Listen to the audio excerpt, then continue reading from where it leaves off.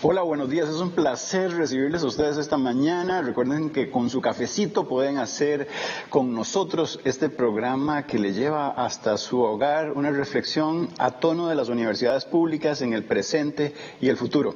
Es así como hoy hemos invitado a los 5 rectores de las universidades públicas que desde la semana pasada ya tenían confirmada la invitación a este programa. Como siempre, le doy los buenos días a Valeria Vargas, que siempre nos acompaña en esta semana en el 15. ¿Cómo estás, Vale? Buenos días, don Marlon. Un programa especial que vamos a tener el día de hoy justamente para hablar sobre los retos y desafíos de las universidades públicas.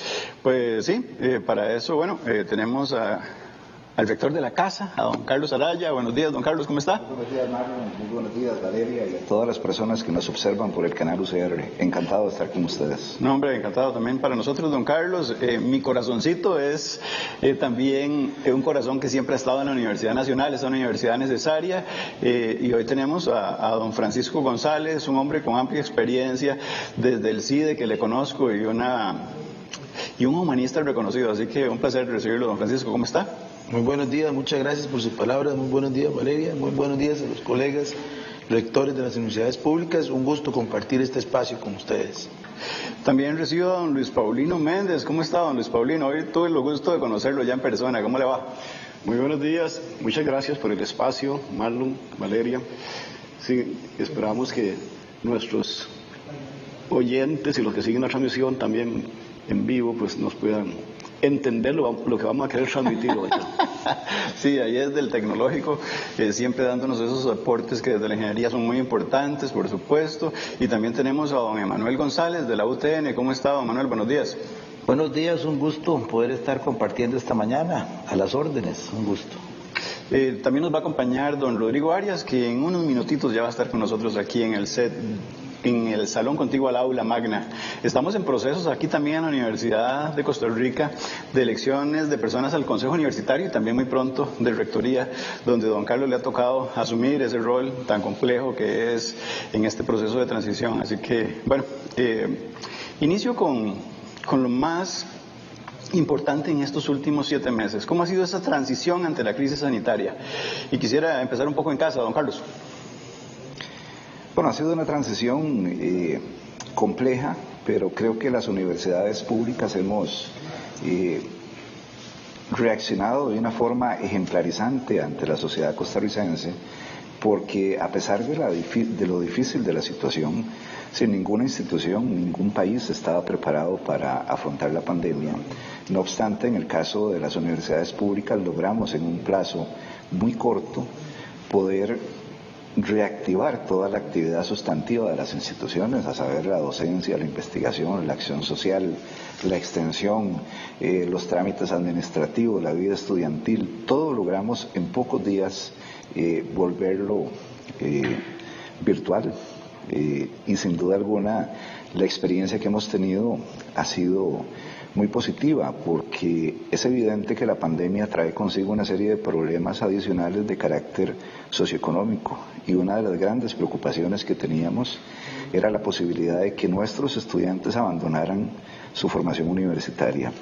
Lejos de eso, en todas las universidades lo que hemos tenido para el segundo ciclo lectivo del año 2020 es un incremento en la matrícula, y sin duda alguna eso es reflejo de una serie de acciones que hemos desarrollado en conjunto y que hemos compartido los rectores desde CONARE, y desde ahí hemos impulsado acciones en cada una de las universidades que nos permiten hoy por hoy, a pesar de la circunstancia difícil, haber mantenido la actividad sustantiva sin detenerse un solo momento.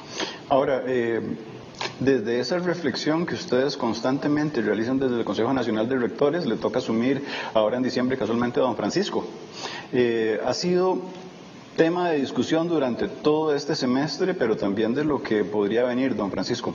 Sin duda, quisiera añadir un par de datos a lo que don Carlos ha expresado, y es que hemos continuado con el servicio educativo en todas las universidades, se ha fortalecido en diferentes campus, y el retorno de estudiantes, porque en nuestro caso aumentó la matrícula entre el primero y segundo ciclo, es decir, los estudiantes volvieron a la universidad por el orden de 1000 estudiantes más, refleja que no solo que la universidad estaba preparada y pudo responder, sino también que las posibilidades de tener la respuesta que tuvo se debe a las inversiones previas que nosotros logramos hacer en todas las universidades.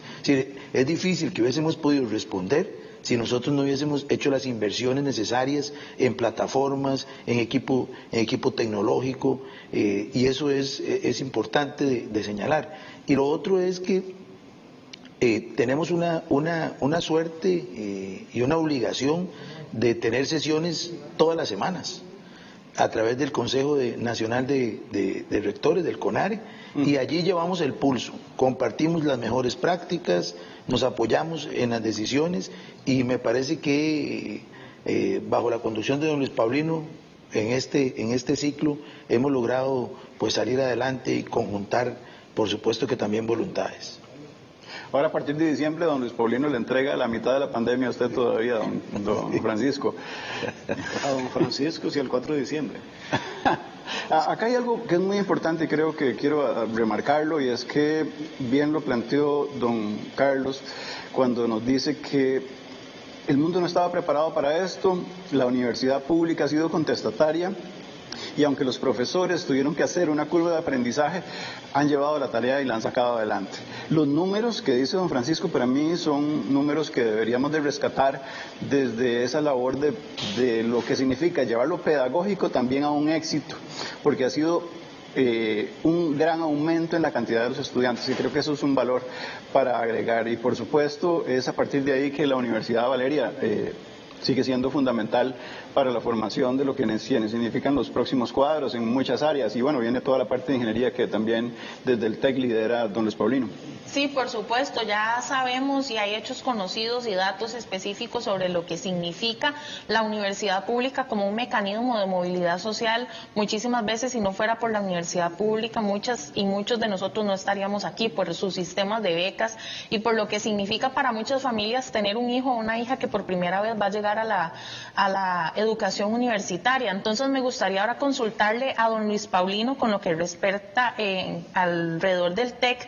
¿Cuál ha sido el abordaje de esta universidad pública específicamente con los casos de estudiantes con condición socioeconómica baja que han tenido que enfrentar la virtualización? Sí, muchas gracias, Valeria.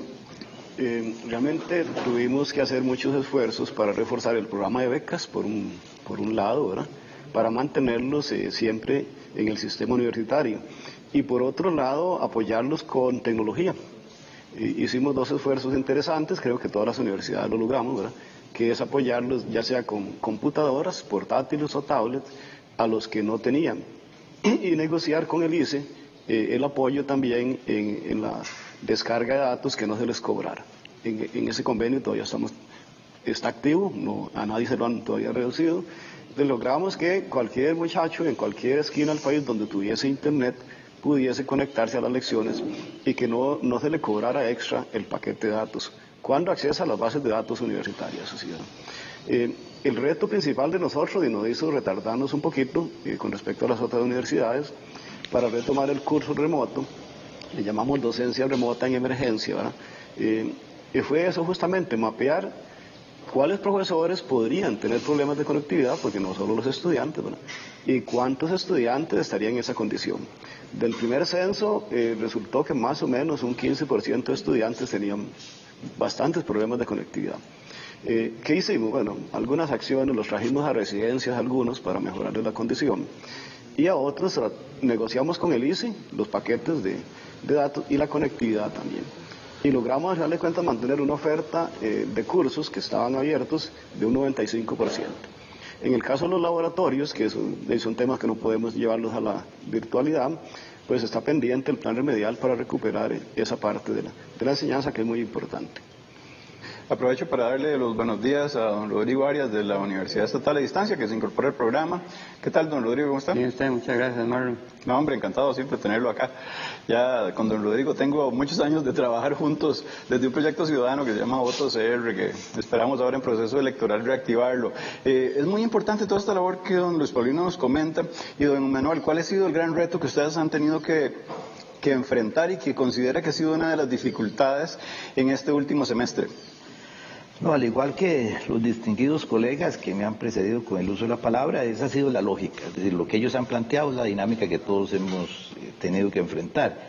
En el caso de nosotros, recordemos que nuestra universidad es una universidad extremadamente inclusiva, el 94% de nuestros estudiantes son de los colegios públicos, tenemos una política de admisión que rompe con la tradicional, nosotros damos valores o puntos agregados si las personas trabajan en campos especializados o si vienen de colegios técnicos o de áreas de influencia. Eso significa que efectivamente nuestra población estudiantil es una población de muy bajos recursos. Hemos hecho un enorme esfuerzo desde la perspectiva del financiamiento a través de becas. El 12% del presupuesto de nosotros son becas, de tal manera que, por ejemplo, en un presupuesto de 42.000 millones, aportar 6.000 millones, ese ha sido el gran reto, cómo sostener esa población tan vulnerable en la misma dinámica que los compañeros lo han planteado. Hemos tenido que redoblar los esfuerzos para poder, sin duda alguna, sostenerlos. En el caso de Punta Arenas, por ejemplo, nosotros de 10 muchachos ahí que estudian, 6 están becados. Y probablemente la beca que se les ha venido dando es la beca que está sosteniendo el hogar de esa familia. Entonces, ha sido un reto, pero lo importante, al igual como lo planteaban, es que nosotros, por ejemplo, hoy tenemos, con respecto al 2019, 15.700 estudiantes, 500 más con respecto al mismo periodo en el 2019, al 2020. Entonces eso significa que también los estudiantes. Pero a mí, yo quisiera aquí también hacer otro aporte. Es un comportamiento, perdón, don Emanuel, es un comportamiento en todas las universidades, porque en la Universidad Nacional estábamos hablando de un porcentaje en aumento, en la Universidad de Costa Rica, lo sé que también, en el TEC ha sido igual. Sí, nosotros estábamos preocupados por la posible deserción, por el cambio de modelo, sí, pero se mantienen las tasas normales. Don Rodrigo, en el caso de la UNED también ha sido... Hemos tenido los 3 cuatrimestres más altos de matrícula en la historia de la UNED. Bueno, eso muestra parte de ese éxito que está comentando don Emanuel, que, 500 es un número bastante grande con respecto al año que le había antecedido. Claro, es que eso es una ruptura también, porque me parece a mí que el otro gran tema fundamental es la ruptura del paradigma de los educandos y de los aprendientes. Es decir, las tecnologías estaban ahí, es decir, el Zoom no era una plataforma que no fuese conocida. Lo que pasa es que de alguna manera el COVID, hay cosas positivas y negativas, nos imbuye de una manera natural a empezar a hacer uso de tecnologías que estaban ahí, probablemente hasta subutilizábamos en los teléfonos inteligentes. Entonces no solo es una ruptura del docente que tuvo que ajustarse, sino una ruptura también del estudiante, pero me parece que aquí es ganar, ganar. Y hay cosas muy positivas que sin duda alguna se están dando y ya es una realidad que la virtualidad desde nuestra óptica es irreversible. Sí, justamente eso que usted menciona, a mí me gustaría también plantearlo más adelante en el programa, porque quizás a nivel del CONARE nos deberíamos plantear y replantear si el modelo educativo hacia el que vamos ahora es bimodal, combinar las clases presenciales con las clases virtuales, porque si en todos los casos se ha tenido un aumento de matrícula, eso nos está diciendo que de repente las personas estudiantes están viendo un mayor beneficio de recibir las clases virtualmente, ¿verdad? Había un meme que fue famosísimo en todo este tiempo, y era que la gente de la UNED, mientras estaba recibiendo clases, porque tenía todo un aprendizaje del pasado, de cómo hacerlo, versus todos los otros que estábamos en esa curva de aprendizaje. Recuerden que estamos en esta semana, en el 15, estamos en un programa especial, hoy de hora y media, con los 5 rectores de las universidades públicas. Recuerden que este es un programa para reflexionar profundamente, pero de manera crítica también. Vamos a tener un bloque donde vamos a discutir sobre temas de pluses salariales, que creo que es fundamental y que es una discusión que los 5 rectores han tenido que enfrentar en este año de crisis sanitaria también, por supuesto. Les pido que puedan hacer sus consultas en redes sociales y, por supuesto, un poco acatar la reflexión a tono de lo que se ha significado enfrentar esa crisis, don Rodrigo y Valeria. Sí, justamente a mí me gustaría consultarle, en la UNED cuál ha sido el comportamiento de tanto del estudiantado como del profesorado. Sabemos que ya tenían una serie de herramientas específicas desde antes de la pandemia, y cómo lo ven ustedes ahora en el largo plazo. Ustedes tenían unas herramientas que el resto de universidades no teníamos, entonces ¿cómo lo ven de ahora en adelante para la UNED? Don Rodrigo, y tenían 2 apuntes también don Francisco y don Paulino, entonces si quiere ahora hace usted la intervención y vamos a complementar tanto con don Francisco como con don Luis Paulino. Adelante, don Rodrigo. Por la modalidad propia de la universidad, al ser educación a distancia, pues teníamos mucho avance con herramientas de digitalización, pero andábamos alrededor del 50% de los cursos que estaban virtualizados, no el 100%. Sin embargo, teníamos la plataforma tecnológica y también preparación de profesores, tal vez no en su totalidad, pero muy avanzado, y nos permitió en un par de semanas pasar a una virtualidad al 100%. Y las actividades presenciales pues tuvieron que clausurarse al no permitirse ningún tipo de aglomeración. Enfrentamos algunos problemas en ese momento porque al tener estudiantes en absolutamente todo el país, en el 98% de los distritos de Costa Rica nosotros tenemos estudiantes, nos enfrentamos a la problemática de la conectividad. Resulta que la pandemia nos mostró que no tenemos la conectividad que pensábamos y muchísimo menos la que necesitamos. Hay una debilidad, una deficiencia enorme para acceder a la educación y al trabajo, a derechos fundamentales de las personas. Y no estamos en las condiciones que pensábamos. Entonces ahí tuvimos que tomar medidas extraordinarias, como darle los recursos para que pagaran el acceso a Internet. Y aún en muchos casos ni así, porque no llega la Internet a donde están nuestros estudiantes y no podían moverse, porque también en tiempos normales pues los estudiantes van a la sede de la UNED, que tenemos 36 en todo el territorio, pero aquí ni movilidad podía haber y además las instalaciones, si no totalmente cerradas, pero sin posibilidad de atender estudiantes. Entonces sí, esa fue la parte más complicada, a la par de que con la afectación económica de las personas, pues nos preocupó muchísimo que pudiera aumentar la deserción.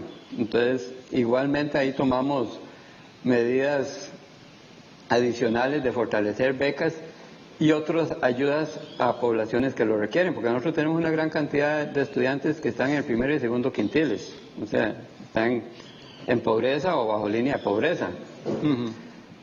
Lo que hicimos fueron aumentar las becas, exonerarlos de algunos otros aranceles.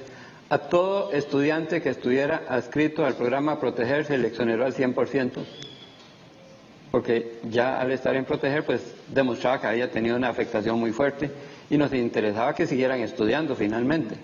Y los resultados creo que fueron muy positivos, porque hemos tenido en los cuatrimestres siguientes, en segundo y tercer cuatrimestre del año, las matrículas más altas en esos cuatrimestres a lo largo de la historia de la UNED, lo cual es interesante en épocas como estas. Y también, algo muy interesante para nosotros, aumentó el número de materias matriculadas por los estudiantes en promedio.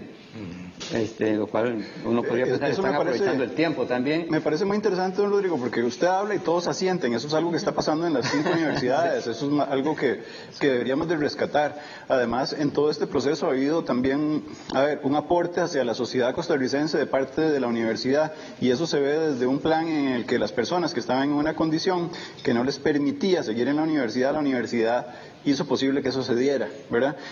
Habían dos temas complementarios que tenían tanto don Francisco como don Luis, y les pido que siempre tengan mucha confianza para poder complementar a cada uno de los rectores con las líneas de reflexión que van a ir llevando en el programa. Adelante, don Francisco. Es algo breve, don Francisco, disculpe. Nada más como comentario, cuando estábamos formulando el Plan Nacional para la Educación Superior 2016-2020, cuando llegamos al tema de la oferta virtual de cursos, nos comprometimos a 500 cursos y pensábamos que era difícil de lograrlo. Claro, estábamos hablando de cursos virtuales, de educación virtual en el amplio sentido de la palabra. Bueno, la pandemia nos obligó a la docencia remota, asistida por tecnología, que no es educación virtual en todo el sentido de la palabra, pero que resuelve el problema. El estudiante no tiene que ir al aula. En este momento, nosotros logramos inclusive mejor rendimiento académico con esta metodología. Los estudiantes tienen acceso a las lecciones, porque es obligatorio grabarlas, ¿verdad? Y que queden en la nube o en algún lado almacenadas. Entonces el estudiante ya no tiene que quedarse con lo que tenía en la clase presencial, nada más ahora puede repasar la lección todas las veces que quiera. Y lógicamente eso ha impactado lo que es la aprobación de cursos. Así que imagínense, nosotros pasamos así de la noche a la mañana a tener 1950 grupos en esa modalidad. 500 nos hemos propuesto, bueno, logramos solo nosotros 1950. Eso es muy importante. Bueno, aquí tenemos una voz autorizada desde la pedagogía, que es don Francisco, pero cómo ese cambio de chip significó de inmediato no solamente prepararse para la virtualidad, sino también hacerla efectiva desde la pedagogía, y ha sido parte de ese proceso que ha sido un desafío para toda la universidad pública, don Francisco. Claro, yo quisiera señalar al menos 3 factores que han contribuido a que las personas estudiantes hayan retornado a la universidad. Uno es que, como se ha expresado, hemos logrado mantener un apoyo tecnológico y económico cuando así ha correspondido. El segundo es que teníamos inversiones en plataformas, de alguna manera en espacios de formación para las personas docentes. Y el tercero es que se encontró, como bien se ha citado, en las personas estudiantes una mayor flexibilidad en el acceso al servicio educativo. Entonces, ahí ya tenemos definitivamente 3 elementos a considerar. Sin embargo, tenemos que ser también muy críticos. Un reciente estudio que acabamos de terminar en la Universidad Nacional, haciendo un sondeo sobre cómo han percibido los estudiantes y los docentes este proceso de presencialidad remota, pues nos dice cosas que nos deben de llamar a la reflexión. Uno, no todos los docentes, eso ya lo sabíamos, pero lo ratificamos, estábamos preparados en las mejores condiciones para abordar el cambio en la mediación pedagógica. 2, los estudiantes reconocen que hay avances, sin embargo, reconocen que la falta de formación de los docentes es importante.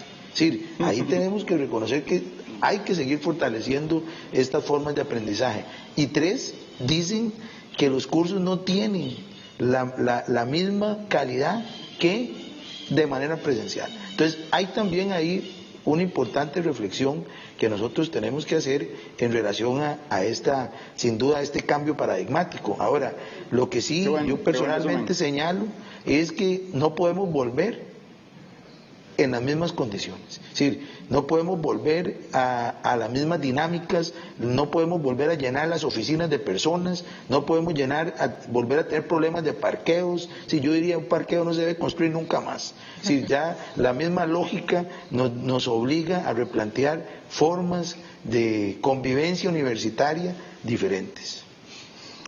Ustedes ni levanten la mano, ustedes de una. En esa dinámica a mí me parece que también lo importante en esta crisis presupuestaria es que tiene que haber una ruptura total, es decir, ya por ejemplo las giras, la disminución en el uso de combustibles fósiles, la disminución en los viáticos, eso va a tener que ya ser parte de una cotidianidad, es decir, ya nosotros no necesitamos desplazarnos, la obra gris va a tener que sustituirse y precisamente, como muy bien lo decía don Rodrigo, nosotros tuvimos que hacer una contratación outsourcing de algunas empresas que fortalecieran la plataforma porque ahí hay un tema país, y el tema país es que Costa Rica necesita fortalecer el ancho de banda y todos estos temas tecnológicos virtuales y que son reales para que además tengamos una manufactura de mayor avanzada a nivel de la inserción de la automatización de los procesos de la revolución 4.0. Por eso la propuesta que hace don Carlos de que el otro año las universidades traten de democratizar el país, el acceso al Internet, me pareció a mí una excelente idea, que ahí es donde el país tiene que empezar a enfrentar. Es decir, ya esto no va a ser igual.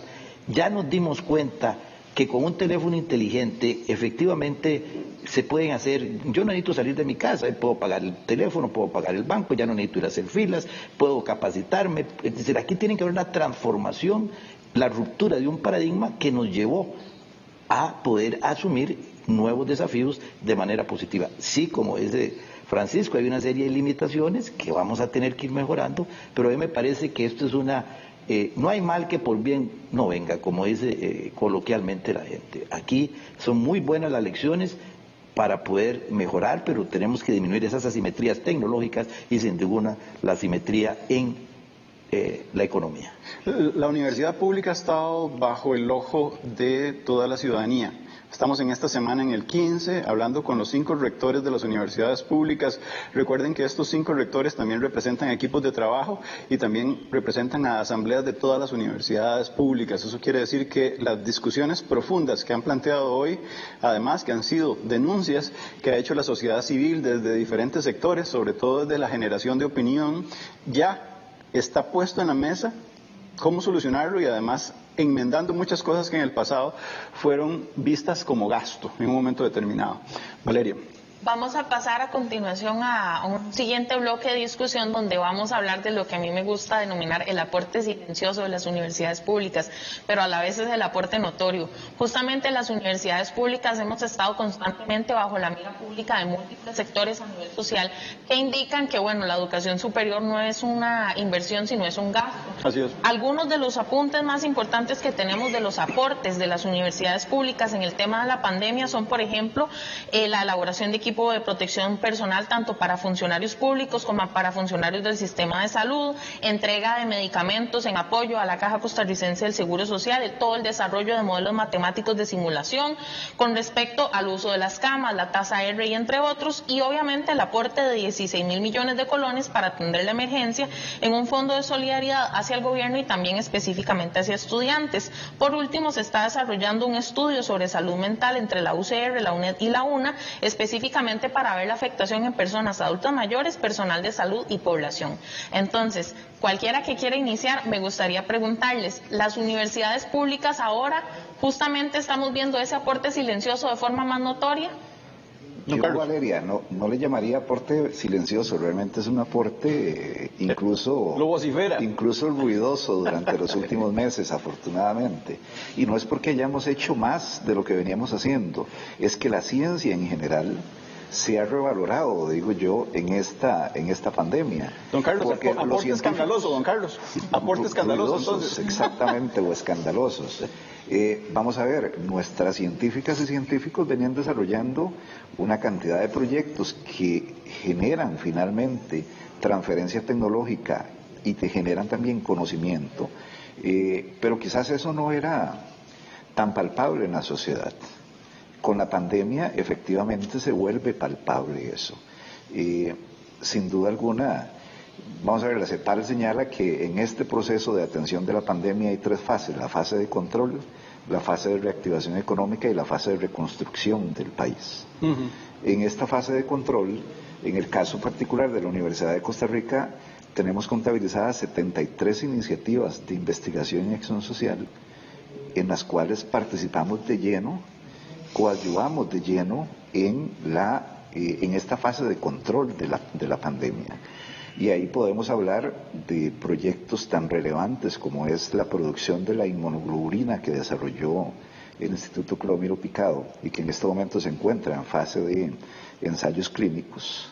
Así y que podría llevarnos efectivamente a un manejo de la pandemia ejemplificante para el mundo en el país al tener un fármaco que pueda ser efectivo para la atención de la misma.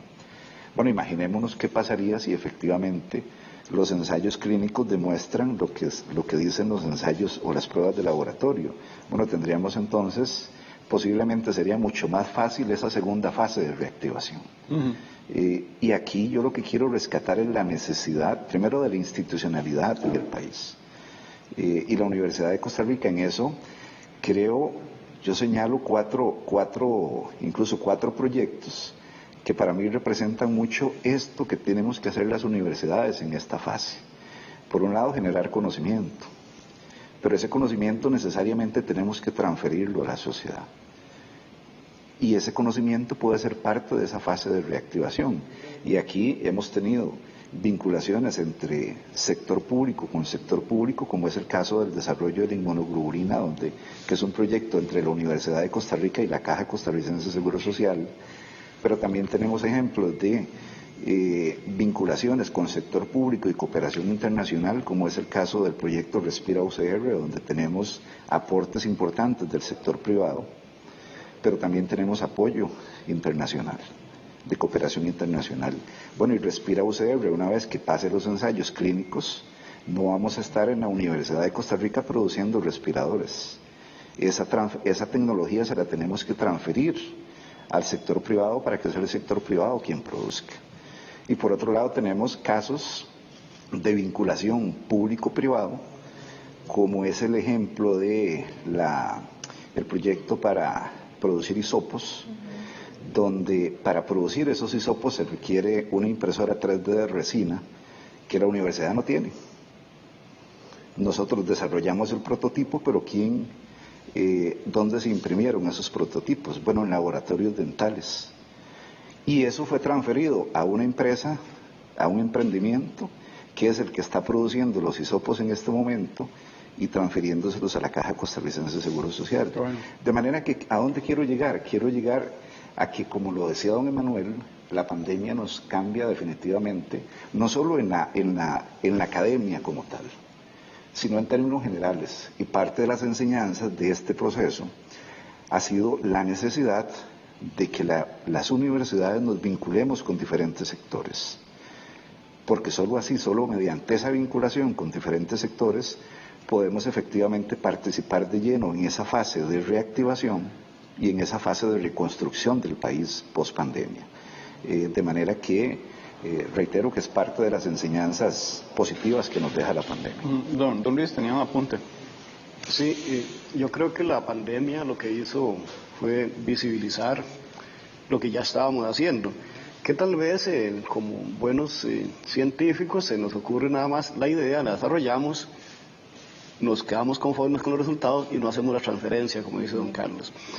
El gobierno de la República, desde el inicio de la pandemia, nos convocó a ver qué podíamos hacer nosotros en productos concretos. El equipo de protección fue algo relativamente fácil de hacer y resolver. Y creo que todas las universidades en equipo de protección, que al inicio se volvió muy necesario. Pero, por ejemplo, también se detectó que teníamos capacidad para hacer las pruebas PCR, ¿verdad? Que la caja tenía dudas de si iba a dar abasto con las pruebas. Bueno, ahí están los equipos disponibles, gracias a Dios no hizo falta.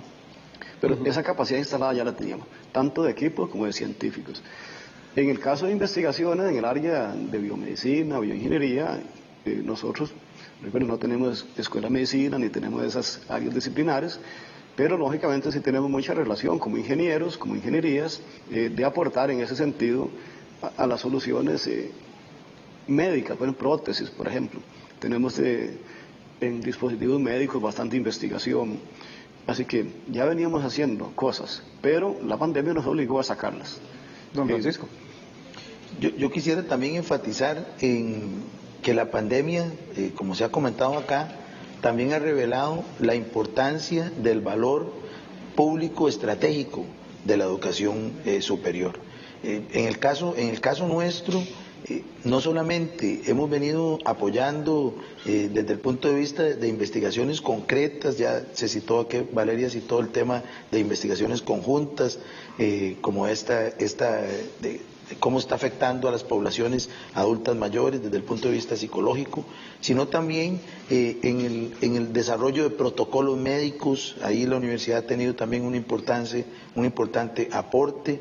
De igual forma, hemos permitido facilitar el acceso a las medicinas a través de la red de choferes, de compañeros de transportes en todo Heredia y los cantones aledaños, pero también hemos logrado tener presencia desde el aporte técnico en prácticamente todos los medios de comunicación, a través de los compañeros, en nuestro caso, de epidemiólogos que dan seguimiento al tema, la asesoría técnica a las instancias de gobierno. Es decir, se ha revelado, como se ha comunicado aquí, que tenemos una inversión previa que posibilita que ese valor estratégico de la educación superior tenga impacto. Y quisiera citar dos datos importantes en este sentido.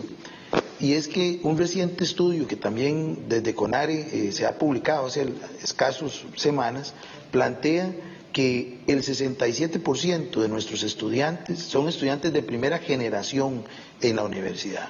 Eso es un dato que nos debe llevar de verdad que a decirlo con muchísima alegría y contundencia de la importancia de la educación superior, y que más del 52 y cerca del 52% tienen algún tipo de beca, ¿verdad? Entonces, ese es el valor que tiene la educación pública, entre otros aspectos. Quisiera plantear lo que decía don Carlos Araya hace un rato, es que es escandaloso, es escandaloso el aporte. Don Emanuel tenía un apunte más. No, igualmente, nosotros lo primero que hicimos fue un convenio con la Cruz Roja Costarricense y les facilitamos el diseño de las caretas para los que tenían que atender de primera mano a los enfermos, y se trabajaron en protocolos también que permitieron abrir la economía. Pero además de eso, me parece que en la esencia, este país hoy tiene una de las tasas de mortalidad más bajas por COVID a nivel global. Eso no es casualidad, es decir, eso al final está ligado precisamente a un proceso de democratización, de acceso desde una educación sanitaria, de atención fundamental, de un acceso permanente a la educación pública, de un acceso a una seguridad social que nos permite un seguro con un principio de solidaridad impresionante, que los que cotizan más que los que menos tienen ayudan a ese principio de solidaridad. Entonces eso no es casual. Es decir, esta es la sumatoria de una serie de sinergias que hoy dicen la educación pública sin duda alguna ha sido vital y las universidades para el desarrollo, de la transformación y de la democratización de la sociedad costarricense. Don Rodrigo. Sí. En general las universidades, ahora lo que hemos manifestado más de una manera concentrada es una disposición natural que tenemos de compromiso, de apoyo, de respuesta a las necesidades de las comunidades y de las personas en general. De esa forma, cuando se presenta la pandemia, comienzan a surgir iniciativas y proyectos casi que espontáneamente por todo el país de apoyo a algún sector, a una institución, a una población. Y también más concentrados en el desarrollo de productos, como mencionaban los compañeros rectores. Y hay una gran diversidad de acciones, todas las cuales reflejan muy claramente el valor público de la educación superior, que es algo que muchas veces no se toma en cuenta, no se valora como tal. Valor público es aquello que es valioso para las diferentes personas. Y aquí hay una cantidad de acciones y de productos que son valiosos para la sociedad y que están siendo aportados por las instituciones en todos los campos. Podríamos hablar de investigación, donde ahora se han referido a diferentes proyectos y todas tenemos, de acuerdo con nuestras competencias, diferentes proyectos de investigación que están aportando al desarrollo del conocimiento, que están generando productos, que están ayudando a enfrentar directamente consecuencias de la pandemia. Pero de igual forma hay valor público cuando hacemos esfuerzos para que los estudiantes se mantengan estudiando, o cuando en el área de extensión o acción social abrimos oportunidades variadas, múltiples, totalmente abiertas, gratuitas para las personas, para que en la época de confinamiento aprovecharan el tiempo, pudieran dedicarse a aprender, a divertirse inclusive con diferentes productos que se están liberando de forma gratuita a las personas. Entonces vemos manifestado en docencia, al buscar que los estudiantes se mantengan, en extensión con cantidad y variedad de proyectos en todas las comunidades del país, y en investigación, todos los cuales a partir de esos quehaceres fundamentales reflejan el compromiso que tenemos con la sociedad, y que ahora la pandemia lo que ha permitido es pues que todo se concentre alrededor de un tema, pero eso es particular de este año, porque lo general es que toda la vida hemos tenido ese compromiso con las comunidades y con las personas. Tal vez, don Marlon, yo quisiera adelantar un tema que desde el martes anterior en la última sesión de CONARE hemos estado discutiendo, y es la posibilidad, porque así lo tenemos de verdad en capacidad de hacer, de formular ahora en enero y febrero una oferta muy amplia de cursos participativos gratuitos articulados desde las 5 universidades, de forma que podamos arrancar el año con un aporte muy concreto, ¿verdad?, a la población costarricense de manera masiva en estos cursos de capacitación, de formación continua, que siempre hemos hecho en la presencialidad. Pues ahora el reto será hacerlo de manera más articulada desde la presencialidad remota. Me parece, sí, muy contundente eso. Estamos en esta semana en el 15, hemos tenido un primer bloque donde hemos hablado de cómo se enfrenta la crisis pandémica en el orden de las 5 universidades públicas, y hemos pasado al otro grado que es fundamental, que son los aportes que la universidad pública ha venido dando. Son muchos en el valor científico y en la capacidad de atender inclusive a esas personas en el epicentro de lo que significa tener el COVID-19 en una UCI, por ejemplo, porque eso está haciendo la universidad. Pero hay un dato que es muy valioso, que nos lo dio don Francisco desde el Consejo Nacional de Rectores, cuando nos habla que más del 52% de las personas están becadas en las universidades públicas. Ya eso de por sí, como decía don Rodrigo, es un gran aporte desde el confeccionar las becas de por sí. Y bueno, Valeria, yo creo que esos aportes de la universidad son tangibles y son parte de esa gran discusión que yo creo que la sociedad debe reconocer y un poco entender en este panorama tan complejo que estamos viviendo. Justamente me gustaría retomar un argumento que nos acaba de decir don Rodrigo, el valor público de la educación superior pública. Y en ese sentido, ahora que yo les mencionaba los ataques que constantemente recibimos a las universidades públicas, pues bueno, se está discutiendo a nivel de la Asamblea Legislativa un recorte propuesto por la diputada María Inés Solís, que sería un recorte de 49.000 millones de colones sumado al aporte que ya se ha dado anteriormente de 13.000 millones, más la suspensión de 35.000 millones de gastos de capital dentro de todo lo que significa la negociación del FES. Entonces, bueno, este recorte específicamente que plantea la diputada, ya lo podemos ver más adelante, para la UTN significaría un golpe muy fuerte, que es la universidad pública más nueva y la que tiene el presupuesto más reducido.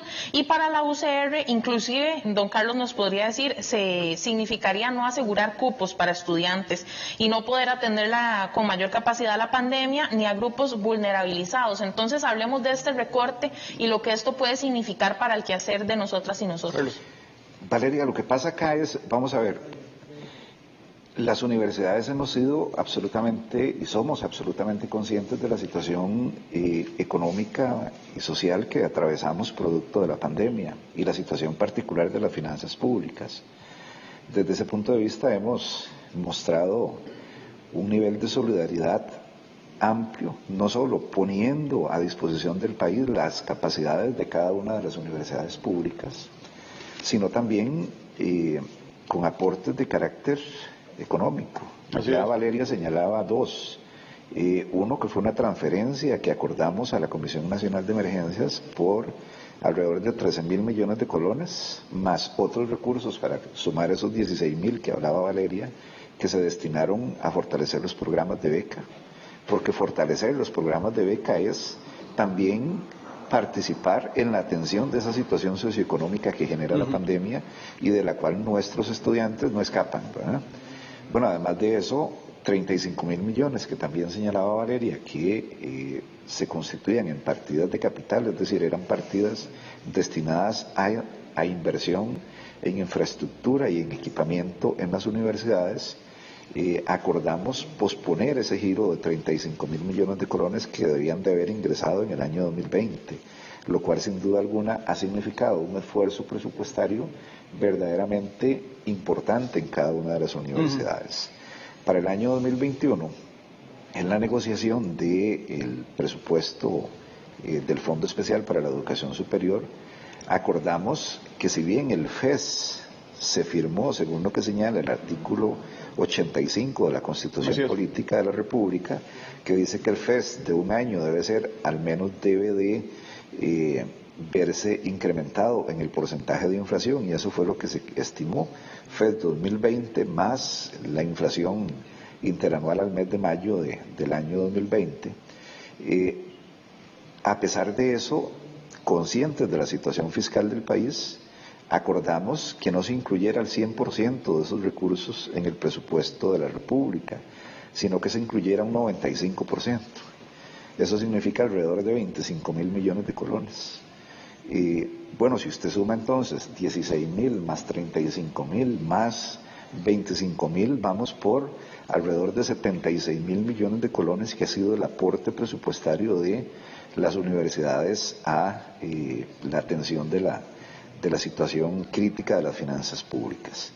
Bueno, creo que con excepción del Ministerio de Educación, nosotros somos los segundos en cantidad de restricción presupuestaria de todas las instituciones públicas. Eso sin duda alguna, como lo decía hace un rato, representa un esfuerzo importantísimo. De hecho, nuestros presupuestos para el año 2021, para todas las universidades y para el CONARE, es el presupuesto más restrictivo de las últimas décadas. Y para eso además hemos tenido que tomar una serie de decisiones en materia de egresos, que me imagino nos irán a preguntar más adelante, porque llamarlo lo anunciaba al inicio. Y bueno, ¿qué pasaría entonces si además de estos esfuerzos que hemos tenido que hacer, una moción como esta que planteaba Valeria se llegara a concretar? Bueno, ya no tenemos de dónde recortar. Ya la única forma de recortar sería recortar salarios, pero resulta que los salarios no podemos disminuir los salarios. Y ya estamos partiendo de que en el año 2021 los salarios no se van a incrementar en nada. De manera que la única forma sería cesando personas. Y si cesamos personas, eso tendría una implicación directa en los cupos de matrícula, porque cesar personas es cesar profesores. Así es. Y si cesamos profesores, pues no podemos entonces impartir la cantidad de cursos que normalmente impartimos. Y por eso yo he dicho en otro momento que una reducción adicional al FES implicaría, en el caso de la Universidad de Costa Rica, necesariamente tener que recortar la cantidad de estudiantes que recibiríamos en el año 2021, cosa que como país no podemos permitirnos. Si no podemos, por la crisis económica, caer en los errores que caímos en la atención de la crisis en los años 80. Eso nos costó 20 años en materia de educación. Y sin duda alguna deberíamos de aprender de los errores cometidos en el pasado. Y aprender de los errores cometidos en el pasado es no recortar el presupuesto en educación. Mientras nosotros estamos en esta discusión de las universidades públicas, tanto el presente como el futuro que tienen que enfrentar en los Estados Unidos en este momento, se están tomando decisiones electorales en el marco de la elección presidencial entre Joe Biden del Partido Demócrata y Donald Trump del Partido Republicano. Las últimas informaciones que recibimos me dicen que ponen a Biden acercándose a los 270 votos electorales que le permitirían posiblemente ser el presidente de los Estados Unidos, y me comenta la producción que en este momento los datos lo oficializan, dos medios en específico, que le dan un virtual gane. Así que vamos a ver cómo se sigue. Entonces ganó Georgia. Vamos a ver cómo se sigue comportando todo ese panorama. Pero bueno, de regreso acá estamos hablando sobre la labor de las 5 universidades públicas. Ahora estamos hablando a tono del Fondo de Educación Superior, el FEST. Y bueno, aquí tenía un aporte don Luis y un aporte don Manuel, y luego seguiría con don Rodrigo y Francisco. Ya don Carlos se refirió muy bien a detalles de cómo se ha venido reduciendo el FES en los últimos años, ¿verdad? Y todavía pensar en una reducción de un 10% para nosotros, para el TEC y para todas las universidades, significa realmente probablemente no dar todos los servicios que estamos dando actualmente, particularmente con lo que son cupos de estudiantes, que no nos interesa para nada reducir, ¿verdad? Y el tema de servicios estudiantiles, entre ellos las becas, ¿verdad? Lógicamente esperamos que esa propuesta pues no pase, porque nos afectaría seriamente. Y el otro tema, para que tal vez el público que nos sigue entienda cómo hemos sobrevivido con menos recursos, ¿no? Porque esa podría ser una pregunta que se haga al público. Bueno, les han reducido el FES y siguen funcionando. Bueno, hemos tenido que trasladar en el tiempo las inversiones, ¿no? Y nos hemos dedicado básicamente a las actividades sustantivas, como decía don Carlos, la docencia en primer lugar, ¿verdad? Investigación, extensión y acción social. Hemos dejado de lado inversiones en infraestructura, hemos dejado de lado equipamiento de laboratorios, pero eso tiene su costo. No puede ser eternamente esa suspensión de inversión.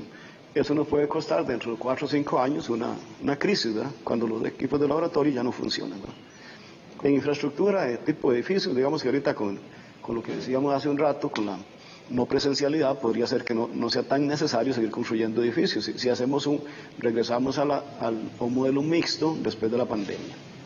Don Emanuel. No, en esa línea nosotros tuvimos que reducir 700 millones en salarios, por ejemplo, 1.100 millones en gastos corrientes, de lo que significa que nosotros, como muy bien lo apunta don Paulino, lo que tenemos es un presupuesto de sobrevivencia, manteniendo obviamente ese impacto. Significaría nosotros este año aspiraron 24.000 jóvenes en las solicitudes de admisión. Eso significaría que nosotros 3.000 millones menos no podríamos dar becas, pero ya las de nuevo ingreso de por sí estarían limitadas. Eso es un impacto sin precedentes para este país, precisamente con base en lo que hemos planteado. Es decir, es una completa y total contradicción.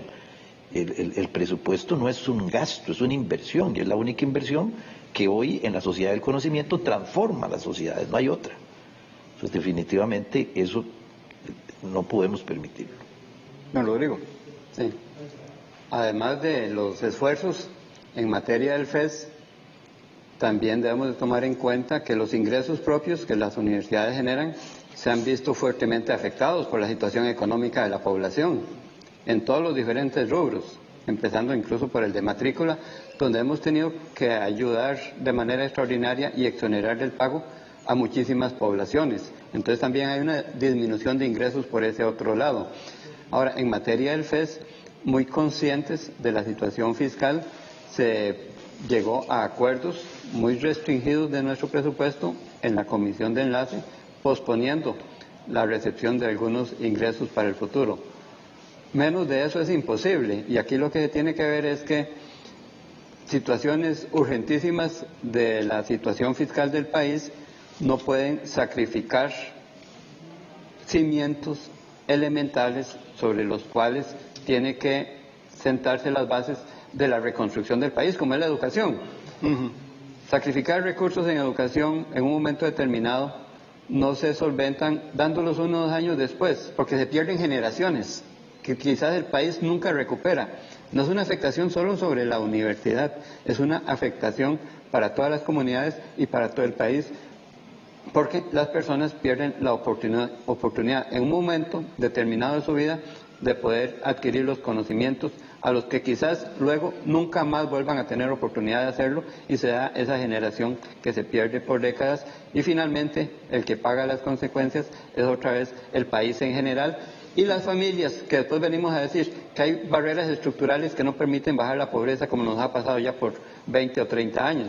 Y se hace Pero esas barreras estructurales están muy sentadas en la falta de educación que tuvo esa población. Y se hace más grande la brecha entre esos que son ricos y los que son pobres. Esa barrera estructural, ¿cómo es que tiene que romperse? A muy largo plazo, dando oportunidades educativas y sobre todo, en este caso fundamental, a nivel de educación superior.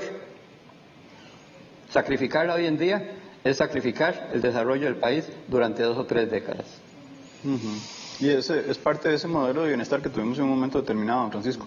No, que es importante también tener muy en claro que lo que estamos enfrentando es un modelo de transformación del Estado. Pero como decía Carlos Ojo, un modelo de transformación del Estado que no está incluyendo al Estado. Ese es, en el fondo, lo que nosotros estamos experimentando.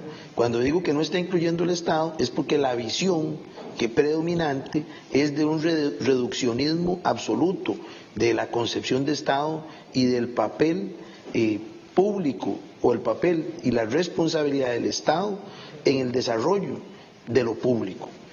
Y ahí es donde también hemos sido atacados abiertamente todos los servidores públicos, prácticamente llevados a la esquina, de alguna manera denigrados en nuestro ejercicio por considerarnos una especie de clase, ¿verdad?, diferente al resto, cosa que yo no comparto de ninguna manera, y también que revela esa consideración de que la educación es vista cada vez más como un servicio público sujeto a las leyes del mercado y no como un bien público social, donde el Estado tiene la responsabilidad, como se ha citado acá, de ser solidario, pero sobre todo el reconocer que a través de la educación y esta consideración se puede lograr avances de carácter estructural, como citaba don Rodrigo. No invertir en educación significa estancar el desarrollo de un país y de las oportunidades de disminuir esas brechas y esas grandes inequidades. Y eso solo lo puede hacer desde la tutela del Estado. Es que el estado de la educación, el último que se publicó, llama la atención de cómo ha crecido la brecha en educación postsecundaria o terciaria en relación con los países más desarrollados. Todavía estábamos muy largo de tener el porcentaje de población con acceso a estudios universitarios y se ha agrandado esa brecha. Sacrificamos hoy día la educación, es decir que en el futuro esa brecha será más grande y cada vez estaremos más rezagados. Son esas decisiones que deben de pensarse mucho y no responder a una situación de premura en un momento determinado, sino que hay que medir las consecuencias de todas esas decisiones. Un recorte al FES afecta a las universidades, sí, pero sobre todo afecta a nuestro país. Un 10%. Estudios señalan que un año de estudio significa un 10% de valor de ingreso en una persona. Más. Fulminante Más, ese dato. más. Así de simple, así de simple. Justamente esto nos da pie para entrar en una discusión que nos atañe obviamente como universidades públicas, y es el tema de la regionalización. Todas las universidades públicas tienen sedes y recintos en todo lo largo y ancho del territorio nacional, y justamente en CONARE existe el órgano de coordinación interuniversitaria regional, y hay algunos datos muy particulares. Por ejemplo, se ha dado un financiamiento de 21.000 millones de colones en 5 regiones periféricas que tienen el menor índice de desarrollo humano en Costa Rica, y además esto ha incrementado específicamente la matrícula en ciertas regiones. Por ejemplo, en el periodo 2014-2018 se dio un aumento de matrícula en sedes y recintos de todas las universidades públicas en un 100% para la región Brunca y Chorotega, en un 200% para la región Huetal Norte, Caribe y Pacífico Central. Entonces me gustaría que ahora discutiéramos, empezando con don Emanuel, sobre el tema de, bueno, acreditación en carreras dadas en sedes y recintos, y también cuál es el panorama que ustedes se plantean, o si se lo han planteado, de empezar a dar carreras de forma conjunta entre varias universidades, específicamente en sedes y recintos. Sí, en el caso de la Universidad Técnica Nacional, recordemos que por su génesis, nosotros, que es una fusión de colegios parauniversitarios, precisamente la regionalización ha sido un valor agregado, es decir, nosotros tenemos el 58% de los estudiantes en las regiones, de los 15.700 que tenemos, y además nosotros tenemos, eso significa que más del 50% del presupuesto está en las regiones, y como hablábamos antes con las becas, por ejemplo, en el caso de Punta Arenas, de cada 10 muchachos, 6 están becados, dentro de la lógica que planteaba también don Rodrigo, lo que eso significa. De tal manera que en el caso de nosotros, eso es una cuestión natural, pero a mí lo que me parece, y lo hemos discutido, precisamente el martes lo planteábamos en CONARE, es que las universidades y CONARE tiene que ser una unidad dentro de la diversidad, y efectivamente nosotros tenemos que convertirnos en unos aliados estratégicos. Nosotros como universidades no podemos seguir compitiendo con las mismas carreras. Nosotros como universidades no podemos seguir tenemos que compartir laboratorios, tenemos que compartir equipos, tenemos que compartir docentes. Tiene que haber también una transformación desde las universidades para hacer un mayor y mejor aprovechamiento de los recursos que hoy son tan limitados y que nos permitan a nosotros armonizarnos. Me parece a mí que la gran esencia de CONARE es eso, y yo lo he planteado como la unidad dentro de la diversidad, y ese debe ser el rol fundamental que CONARE desde mi óptica debe jugar, y desde la Universidad Técnica Nacional pues más bien nosotros, acuérdense que hubo una moción que se presentó, un proyecto para que se trasladara el 30% de los fondos a las sedes regionales. Es decir, se demostró claramente que ya existía una gran pertinencia, pero me parece a mí que aquí y ahora, en la ruptura de la digitalización y de la virtualidad, ya no hay excusa. Por eso yo antes hablaba, ya no obra gris, ya eso fue para aspectos anteriores, ya no necesitamos. Lo que necesitamos es fortalecer, sin duda alguna, esa conectividad que nos permita poder hacer un mejor uso de los recursos. Don Carlos. Don Luis Paulino. Sí, don Luis Paulino y don Carlos. Ajá. Muy breve, porque ya don Emanuel adelantó varias cosas. Pero en el Plan Nacional para la Educación Superior 2021-25, justamente regionalización es uno de los ejes principales. Y estamos justamente en el CONARE como rectores analizando cuáles van a ser las variaciones que vamos a tener en esas actividades de regionalización. Queremos interpretar que regionalización no es llevar una carrera o llevar un programa a una región, es llevar la universidad completa. Y para lograrlo, en este momento que estamos con menos recursos, vamos a tener que hacerlo entre las 5 universidades. Y lo que decía Valeria de carreras conjuntas es una opción que venimos impulsando hace rato, y creo que llegó la hora de que lo hagamos. Don Carlos. La regionalización universitaria cumplió 50 años con la celebración justamente del 50 aniversario de la sede de Occidente de la Universidad de Costa Rica en el año 2019. 50 años después, sin duda alguna, el modelo de regionalización que hemos mantenido consideramos que debe ser remozado, porque posiblemente uno de los grandes retos, no posiblemente, es uno de los grandes retos de la educación superior en el país es justamente el fortalecimiento de las actividades en las regiones. Como bien lo señala don Luis Paulino, En la Universidad de Costa Rica hemos acuñado una frase que no es nuestra, realmente es una frase que se empezó a señalar desde posiblemente finales de la década de los años 90, pero que es muy pertinente hoy en día y va muy de la mano con lo que dice don Luis Paulino, y es que en aquellos lugares donde haya presencia de una universidad pública, potencialmente debemos estar todas las universidades públicas. Así debe ser. Entonces, si el Instituto Tecnológico está en San Carlos y la Universidad de Costa Rica no, ¿por qué la Universidad de Costa Rica no puede estar en San Carlos impartiendo también opciones académicas, pero también haciendo investigación y acción social de la mano con el Instituto Tecnológico? Pero no se trata de simplemente compartir infraestructura. No puede ser esa la visión. No es que la Universidad de Costa Rica va a impartir una carrera y el TEC nos presta las instalaciones en San Carlos. No, es una verdadera integración interuniversitaria. ¿Ha costado que se dé eso, don Carlos? Bueno, ha costado 50 años, porque 50 años después no lo hemos hecho. Pero, ¿cuál es la razón, don Carlos? Bueno, yo no sabría decir cuáles son las razones en este momento.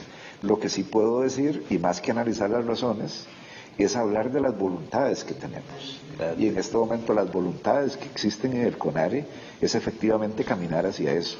Y creo que el país nos pide eso.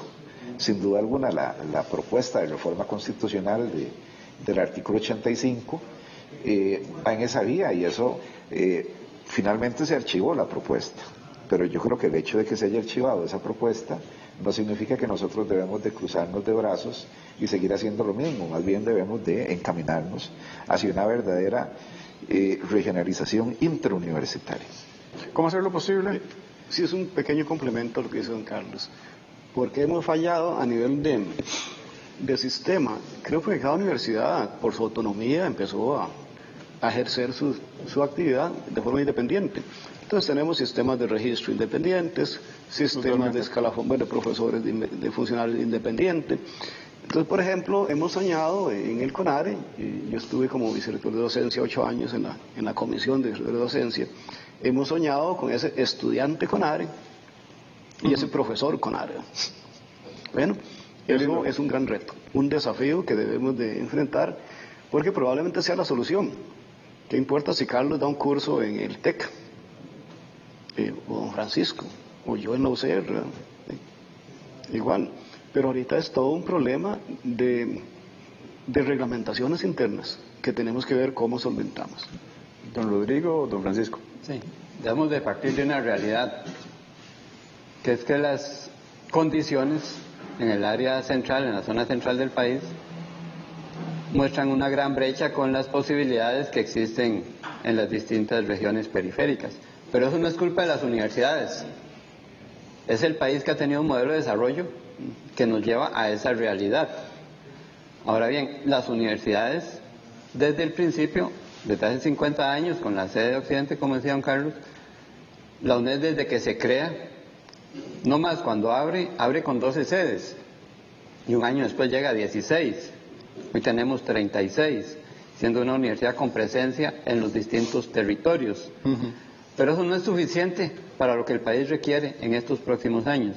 Y ahí es donde tenemos mucha esperanza en lo que se plantea alrededor del nuevo Plan de Desarrollo de la Educación Superior, 2021-2025, donde la regionalización, que había venido avanzando en nivel de importancia en los planes, ahora adquiere el estatus de actividad estratégica. Tenemos actividades sustantivas y estratégicas, y la regionalización ahora se indica como una de las actividades estratégicas, porque como nunca, hoy en día tenemos que unir esfuerzos para fortalecer las oportunidades en todos los territorios, en las diferentes regiones del país. Pero no es solamente que cada universidad lo haga, que podemos hacerlo, y debemos hacerlo más, sino que lo hagamos más coordinados, más articulados y ojalá más integrados, porque hemos hablado de esos 3 gradientes de coordinación, que es lo que ha sido CONARE, articulación, donde han habido avances y retrocesos a lo largo del tiempo, hacia una mayor integración, donde se refleje claramente esa consolidación de lo que podríamos llamar sistema universitario público estatal de Costa Rica, en el cual, más allá de lo que haga cada uno individualmente, en la diversidad, como dice don Emanuel, nos veamos como una sola unión dándole oportunidades a las diferentes poblaciones. Sí, Eso puede ser. tener manifestaciones extraordinarias en los diferentes sitios del país, haciendo uso de lo que decía Carlos ahora, de que donde tenga una universidad presencia, potencialmente pueden estar todas, sola, perfectamente, pero ojalá en trabajos conjuntos. Yo creo que ahí es donde tenemos uno de esos retos maravillosos que el Planes próximo nos pone a todas las universidades a pensar y a trabajar. Don Francisco, con este complemento que usted hace, cierro este bloque. Adelante. No, se me adelantó don Rodrigo, me iba a referir a esa impronta del Planes que ya don Rodrigo ha sido exhaustivo en presentarlo. Quisiera citar un dato también adicional a la importancia de la presencia en las diferentes regiones del país de las universidades públicas, y es que allí la presencia de la universidad obliga a una mayor inversión en becas, por ejemplo. Entonces, todos nosotros, la cantidad de estudiantes becados en nuestras sedes regionales es superior a las que tenemos nosotros acá. Y en el caso de la Universidad Nacional, y creería que es un fenómeno que sucede en el resto de las universidades, los estudiantes becados son los estudiantes que más crédito llevan, los estudiantes que mejor notas obtienen y los estudiantes que se gradúan más rápido. Entonces, de nuevo, esa importancia de la inversión en la educación como un bien público social.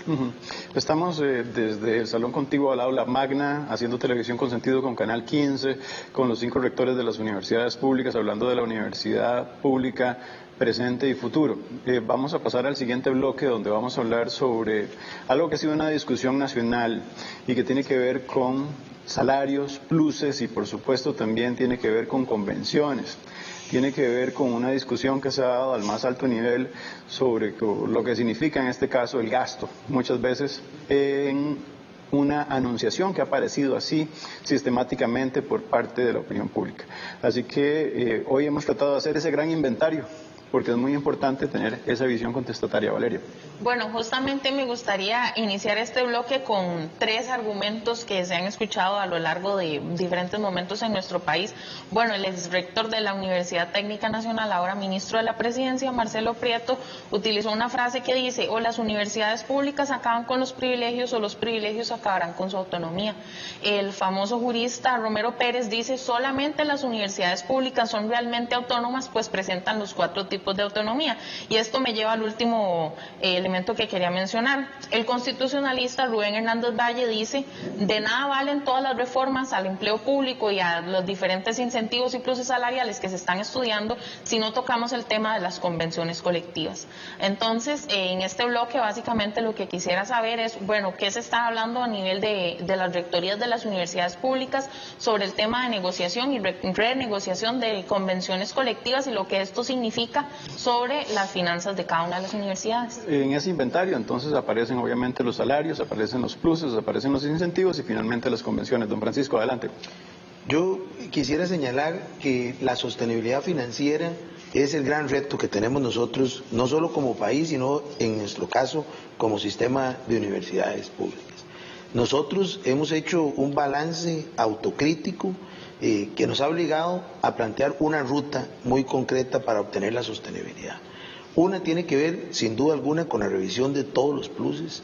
Otra tiene que ver con la revisión de las estructuras muy burocratizadas que tenemos, las diferencias que hay entre las inversiones que hemos hecho en los últimos años en jornadas académicas versus jornadas administrativas. Y el tercero tiene que ver con la generación de recursos propios que nos permitan también inyectar capital fresco a todo el sistema universitario, en nuestro caso, en el caso de la Universidad Nacional.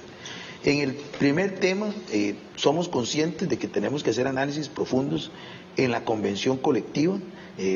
Hoy, terminada esta sesión, estaré firmando una circular donde logramos ya conformar una comisión bipartita que arrancará el proceso de análisis de artículos asociados a sostenibilidad financiera entre el sindicato de la Universidad Nacional y la Rectoría. Hemos identificado una buena cantidad de pluses que históricamente se han generado en la universidad, que ya no son posibles de sostener, y en ese sentido Esta misma semana, el miércoles, hemos presentado a una comisión especial del Consejo Universitario un conjunto, un pliego amplio de reformas en reglamentos y acuerdos del Consejo Universitario, de forma que podamos lograr la sostenibilidad financiera en modificaciones muy concretas. En el tema de las jornadas, que les decía que es el segundo elemento de la sostenibilidad financiera, en este año hemos logrado disminuir 42 jornadas en el ámbito administrativo, reconociendo que hay jornadas que ya el impacto de la transformación digital, el impacto mismo de la lógica universitaria, pues no nos permiten continuar. Eso tiene un impacto de 1.200 millones en el presupuesto de la Universidad Nacional, y estamos pensando en generar estrategias muy focalizadas para anticipar programas de movilidad voluntaria específica en aquellos ámbitos de la gestión administrativa que ya definitivamente en el corto plazo no van a tener el impacto que tenían antes. Y finalmente presentamos recientemente una estrategia integral de formación continua y captación de recursos que nos permitirán dar un aliento. Quisiera resumir diciendo que, en definitiva, tenemos que vernos con ojos autocríticos, con mirada futura, y reconocer que ya no tenemos los mismos ingresos, pero que también la lógica actual no nos permite mantener algunos incentivos que se nos han escapado de las manos, con toda transparencia, así lo expreso. En ese ejercicio de transparencia, don Luis Paulino tiene un aporte, pero creo que rescato de esto algo que dijo don Francisco, y él dijo que hay pluses que ya no se van a poder más, don Luis Paulino. Eso es algo fuerte y contundente que operacionalizarlo a veces es más complejo, porque lleva un proceso administrativo. Adelante, don Luis Paulino. Sí, la pregunta concreta de Valeria sobre el impacto de la comisión colectiva en el tema de los presupuestos.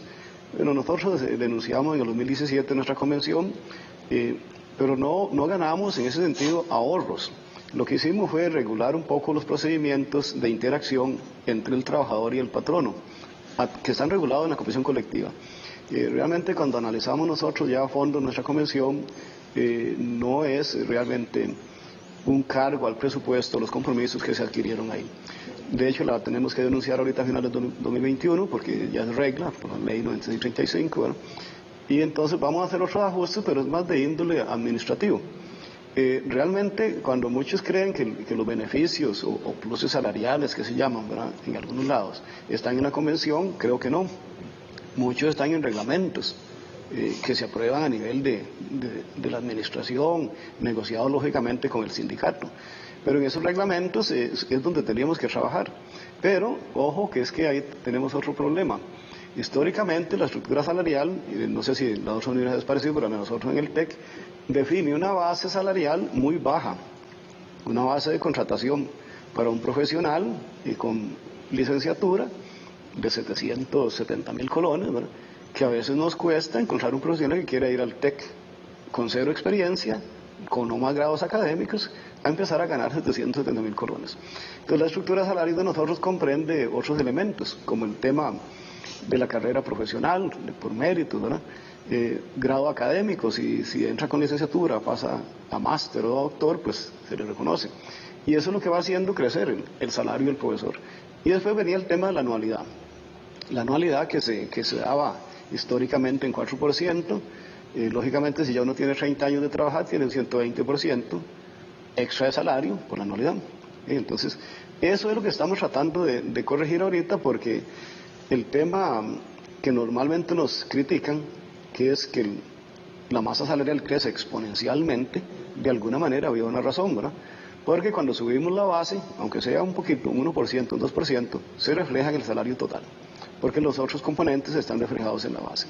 Entonces yo creo que por ahí es donde anda más el principio de sostenibilidad, definir componentes salariales que no estén asociados a la base, o bien irnos a un salario por categoría de puesto, no con componentes, que es el tema que nos complica ahorita a nivel de opinión pública. Es que tiene dedicación exclusiva, tiene carrera profesional, esos son pluses, y para la opinión pública parece que son no ganados, pluses no ganados. Bueno, la mayoría tiene mérito, ¿no? Pero sí tenemos que prever, ¿verdad?, que eso en el futuro no es sostenible. Si nosotros estamos recibiendo un FES cada vez más reducido, no generamos suficientes recursos propios, ¿verdad?, y tenemos que mantener una planilla que crece sola, crece sin aumento de plazos, ¿no? Y sin aumento de salario, casi increíble. No podemos. Ya por lo menos en el TEC nosotros abordamos el tema desde el 2016 y hemos hecho bastantes correcciones y hemos logrado estabilizar el crecimiento de la masa salarial. Don Carlos y luego don Manuel. Don Carlos. Sí, en el caso particular de la Universidad de Costa Rica, entre 2017 y 2018, al igual que el Instituto Tecnológico, renegociamos la Convención Colectiva de Trabajo. Ahí logramos dos elementos que fueron fundamentales en el camino, digamos, a la sostenibilidad financiera de la institución, que fue la reducción de la anualidad, que era de un 5,5% a un 3,75%, pero también redefinir la fórmula de reconocimiento salarial por costo de vida. Sin duda alguna, esos dos elementos nos han permitido generar ahorros importantes. No obstante, y según lo que señala la Ley 9635, las convenciones colectivas, conforme van venciendo, el jerarca tiene la obligación de denunciarlas. Y desde ese punto de vista, nuestra convención colectiva vence en el mes de junio próximo. Es probable, y ya eso será un tema que le corresponderá a la nueva administración de la Universidad de Costa Rica, definir la eventual denuncia de la convención colectiva. No obstante eso, como bien lo señala don Luis Paulino, nosotros como gestores necesariamente tenemos que garantizar la sostenibilidad de nuestras instituciones, porque nos interesa tener universidades para toda la vida, sin duda alguna. Y desde ese punto de vista, al tener una restricción importantísima en ingresos, hemos tenido entonces que tomar decisiones en ingresos. Y en materia salarial, por ejemplo, doy el ejemplo nuevamente de la Universidad de Costa Rica, para lo que teníamos previsto como reconocimiento salarial por costo de vida para el año 2020, decidimos, vía una resolución de rectoría, trasladarlo a fortalecer el sistema de becas, por ejemplo. Pero también tomamos la decisión, en otra resolución de la rectoría, de que a pesar de que la Convención Colectiva de Trabajo señala un 3,75% de anualidad, de igualar esa anualidad a lo que establece la Ley 9635 de fortalecimiento de las finanzas públicas. Para el próximo año no estamos previendo incrementos ni por costo de vida, ni por anualidad, ni por escalafones, de manera tal que la situación nos ha llevado efectivamente a tomar decisiones muy importantes en materia de contención de lo que denominamos la masa salarial, de egreso por masa salarial. ¿Por qué? Bueno, porque necesariamente el incremento en masa salarial tiene que ir de la mano con el incremento en los ingresos. Si no es así, y si la masa salarial crece por encima de los ingresos, lo que estaríamos sería entonces restringiendo recursos para lo que denominamos la operación y la inversión de la universidad. Y en la operación hay elementos tan importantes como es el sistema de becas, que sin duda alguna en este momento particular es intocable. El sistema de becas es intocable. Y lejos de tocarlo debemos buscar cómo fortalecerlo, porque es la forma efectivamente de garantizar que nuestros estudiantes no se nos vayan. De manera tal que nos ha tocado lidiar con decisiones muy difíciles, decisiones que posiblemente hace 5 años nadie se imaginaba, o hace 2 años, o hace 1 año. Pero bueno, hemos caminado aquí conjuntamente las 5 universidades, y eso yo lo rescato, que hemos ido tomando decisiones donde con la autonomía de cada una de las instituciones, pero sí discutiendo las decisiones desde CONARE para todos irnos encaminando por la misma vía. Hay algo muy importante, voy con don Emanuel y luego con don Rodrigo en esta discusión.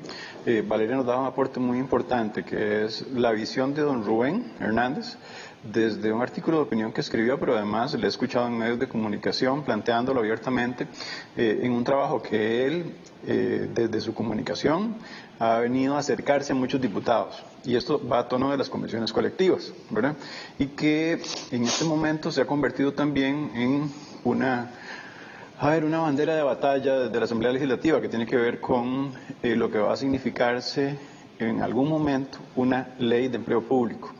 Y es a partir de ahí que yo creo que todo esto que se plantea va, digamos, a tono de lo que se van a significar esos pluses, esos incentivos, pero también una nueva un nuevo panorama para muchos profesionales que trabajan en las universidades, don Manuel. Sí, en el caso de la Universidad Técnica Nacional nosotros no tenemos ni laudos ni convenciones colectivas. Sí, efectivamente tenemos la anualidad y tenemos la carrera profesional. 72% de nuestro presupuesto son remuneraciones. Me parece que lo que planteaba Luis Paulino es un tema interesante que se podría definir desde CONARE sobre lo que serían las nuevas formas de contratación.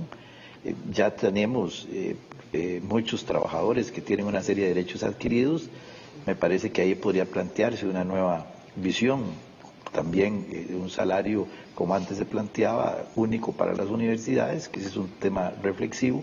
Y yo nada más quería apuntar que en el caso de nosotros tenemos una estructura que no se caracteriza por tener escuelas ni tener facultades, tenemos una estructura muy plana con comités técnicos de área por áreas del conocimiento, que nos hace tener una estructura flexible, no burocrática. No estoy diciendo que es que las escuelas o las otras lo sean, pero que nos permite tener un margen de acción un poco más simple.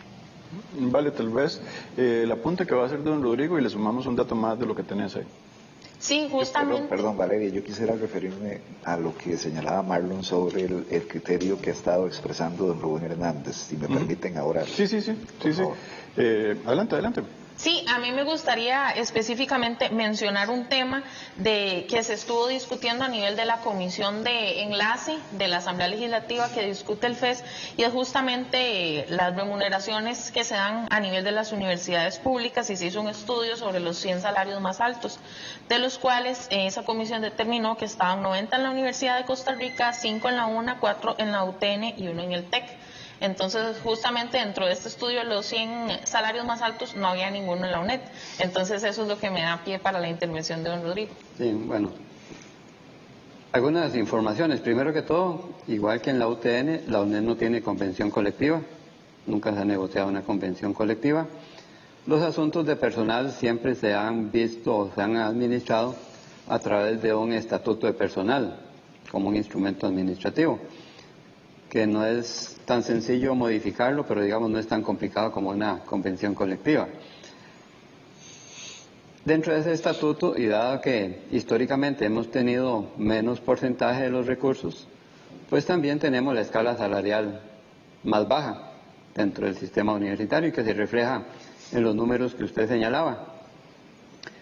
Esto no significa, sin embargo, que no se hayan hecho durante los últimos años muchos esfuerzos para racionalizar el uso de los recursos, muchas medidas de contención del gasto, porque además hemos experimentado, sobre todo en estos últimos 2 años, un crecimiento de la población que nos obliga a dedicar más recursos a atender más población, y sobre todo en zonas alejadas, que finalmente en el uso de esos recursos del presupuesto tenemos que visualizar muy bien cómo atender esas actividades sustantivas de la mejor manera. Y este año todavía viene y nos pone la obligación de aumentar los programas de becas y ayudas a estudiantes. Entonces, otra vez, hay que eliminar gastos de algún lado para poder fortalecer esta área clave en los momentos actuales.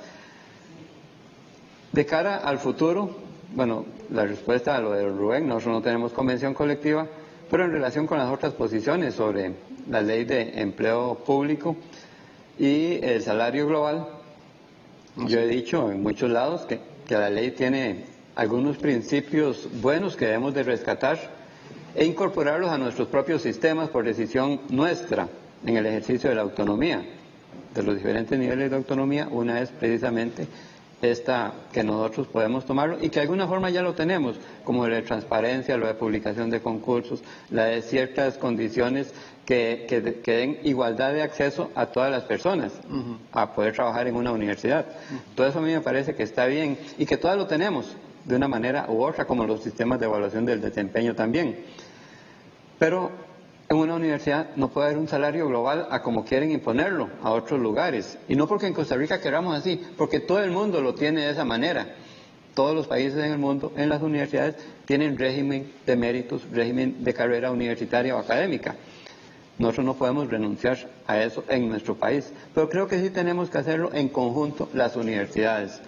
Tenemos que tener muy claro que el año 2020, la pandemia, cambió la educación como nunca en toda la historia, en la parte pedagógica, en la parte de organización y también en la gestión. nosotros tenemos para estos próximos años el reto de poder traer al sistema universitario todos esos elementos e incorporarlos en una nueva estructura funcional para los próximos años. Creo que eso es a lo que tenemos que avanzar, que es un desafío que tenemos enfrente y que tenemos que abordarlo con mucha responsabilidad, porque así como tenemos que buscar la sostenibilidad financiera, como decía don Francisco, también el mejor uso, el más racional, el más razonable de los recursos que el pueblo de Costa Rica nos da para cumplir la función que nos corresponde. Voy hacia el cierre, les voy a dar más o menos un minuto a cada uno, a don Carlos de Varas y el cierre 1 minuto 30 para que se refiera a lo de Rubén Hernández, que creo es muy importante, y quiero arrancar con don Francisco. Quisiera que ustedes le hablen directamente a la Cámara, porque en este momento es muy importante que la ciudadanía sepa todas estas labores que se están haciendo a tono de lo que significan los pluses, y tal vez reflexionen sobre cuál es la acción primaria más importante que están desarrollando desde la universidad pública para que a tono de toda esta discusión que se está dando del empleo público sea efectivo un racionamiento del gasto. Reconocemos la importancia de revisar exhaustivamente nuestros modelos de sostenibilidad financiera y todas las universidades vamos encaminados hacia ello. Pero también es importante reconocer que la autonomía universitaria no es solamente una prerrogativa para las universidades, sino que es el resultado de la madurez de un pueblo que decidió hace más de 50 años otorgar independencia, pluralismo y apertura de pensamiento al lugar donde se genera el conocimiento por excelencia, que son las universidades. Así es que no es la autonomía un beneficio, es el resultado de la madurez, insisto, de una sociedad por reconocer en la educación un valor público entendido como un bien público social. Don Emanuel. Sí, sin duda alguna, en la sociedad del conocimiento no hay duda que las universidades son las que juegan ese papel fundamental, un papel que no se puede delegar en otro tipo de instancias. Desde la Universidad Técnica Nacional estamos haciendo un gran esfuerzo para poder sostener esta gran masa de estudiantes de la educación pública y de muy bajos ingresos que significarían el futuro de este país y el futuro de las próximas generaciones. También desde la Universidad Técnica Nacional consideramos que las alianzas público-privadas son oportunas, bien equilibradas, que nos permitan también con los sectores empresariales dar un salto para poder armonizar mejor la estructura, sobre todo la educación técnica, que es una educación muy onerosa y que hoy sin duda alguna se convierte en la punta de lanza en las nuevas modalidades de lo que se denominamos la Revolución 4.0. Muchas gracias. Don Luis. Bueno, como presidente del CONADRE, cuando asumí, me comprometí con impulsar la tercera etapa de lo que dice el convenio del CONADRE, que es la integración. Bueno, creo que la pandemia ayudó un poquito a que nos veamos más integrados, pero también me interesa decir que como sistema universitario a nosotros nos interesa ahorita más llevarle a la sociedad soluciones de impacto tanto en nuestras actividades de docencia, investigación y extensión. ¿A qué me refiero con impacto? A veces la sociedad no entiende nuestros procesos de investigación porque no ven el producto aplicado en el sector específico. Entonces queremos comprometernos con eso, como universidades públicas, a que nuestra actividad sustantiva se oriente a mejorar el impacto en la sociedad. Don Rodrigo. Sí, la autonomía universitaria es indispensable para las universidades mantenerla, pero es fundamental en la construcción y sostenimiento de nuestro sistema democrático. Por lo tanto, es indispensable también para el desarrollo de nuestro país. La autonomía universitaria, por otro lado, conlleva una responsabilidad enorme para las universidades públicas y esa responsabilidad se manifiesta en muchas de sus diferentes acciones, en el cumplimiento de los quehaceres fundamentales de cara hoy en día a mantener a nuestras poblaciones estudiantiles, a fortalecer los programas de extensión, a sostener y proyectar los programas de investigación pertinentes para dar las respuestas que se ocupan en este momento y también con el uso racional, eficiente y efectivo de los recursos que el pueblo de Costa Rica nos da para cumplir nuestra misión indispensable en el desarrollo de la sociedad. Don Carlos. Don Rodrigo hizo referencia a lo que justamente yo me iba a referir respecto a las convenciones colectivas y respecto al régimen académico, que es un régimen de méritos, y por ende hablar de un salario global en las universidades públicas iría en contra de nuestra actividad sustantiva, porque nuestra actividad sustantiva es generar conocimiento. Y para generar conocimiento debemos de tener sistemas salariales que efectivamente vayan encaminados hacia el reconocimiento del mérito académico, ese mérito que generamos a través del conocimiento justamente.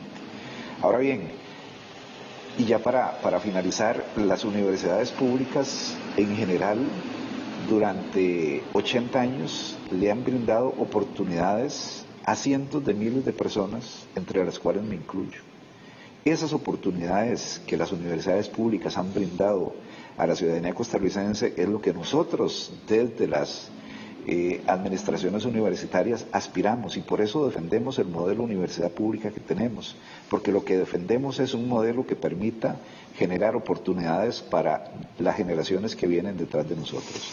Y sin duda alguna acá la participación de todas y todos es fundamental, el financiamiento estatal es fundamental, y también la responsabilidad con la que nosotros podamos administrar de manera transparente y de manera objetiva esos recursos. Pues muchas gracias tanto don Rodrigo, don Manuel, don Luis, don Francisco y don Carlos por participar en este programa. Me gustaría, ojalá, que el próximo año, si Dios da la vida y si existe otro director acá en el canal, podamos tener esa misma discusión desde las universidades públicas, que es fundamental. Gracias, Valeria, como siempre. Muchas gracias, don Marlon. Nos estamos viendo la próxima semana y, como siempre, seguirle en la pista a todo lo que están haciendo las universidades públicas, que sin lugar a duda es el valor público que estamos devolviendo a nuestra sociedad. Tremenda responsabilidad tienen las rectorías a tono de lo que significa enfrentar los próximos años. Aquí se han planteado todos los retos y desafíos, y a tono de el Canal 15, Universidad de Costa Rica, debo decirles que todas las personas que están acá trabajando con nosotros en pandemia desde la presencialidad han estado comprometidos. No ha habido día que este canal no trabaje 24 horas. De lunes a lunes, este canal sigue planteándoles a ustedes una programación donde cada uno de los productores se ha encargado de que la pantalla siga siempre con información novedosa, creativa y buena. Así que parte de ese pluralismo ideológico también está aquí en el canal, parte de esa reflexión profunda a tono del medio ambiente, de lo que ha significado la pandemia, ha sido gracias a todo un equipo humano, a todo un equipo humano.